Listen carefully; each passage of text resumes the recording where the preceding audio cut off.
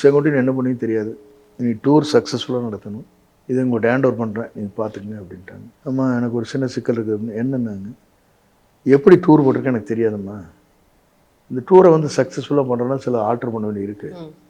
நாளைக்கு நீங்கள் வந்து தேர்தலை அறிவிச்சாச்சு, இந்த டூர் வரேன்னு சொல்லிட்டீங்க. பேப்பரில் அனௌன்ஸ் பண்ணி வச்சு டிவியில் வந்தாச்சு. அது ஒரு நாள் என்னால் ஒன்றும் பண்ண முடியாது. அந்த ஒரு நாள் கம்ப்ளீட் அந்த ஏரியா போய் தான் ஆகணும். அதில் கொஞ்சம் ஃபெயிலியர் ஆனாலும் ஆகலாம்மா. அடுத்த நெக்ஸ்ட் டே வந்து ஒரு நாள் கூட ஒரு நிமிஷம் கூட டிலே ஆகாது, நான் கொண்டு போயிடுவேன் அப்படின்னு. நீ என்ன வேணால் ஆல்ட்ரு பண்ணிங்க, சக்ஸஸ்ஃபுல்லாக டூர் முடிக்கணும் அப்படின்ட்டாங்க.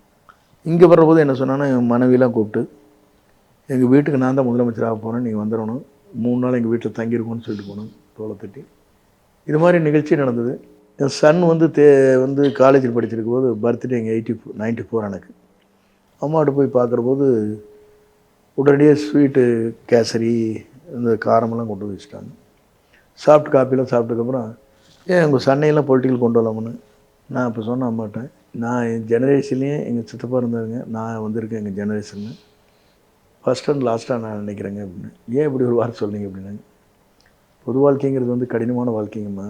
எல்லார்கிட்டையும் நேசிக்க முடியாது, எல்லார்கிட்டையும் நல்ல பேர் வாங்க முடியாது.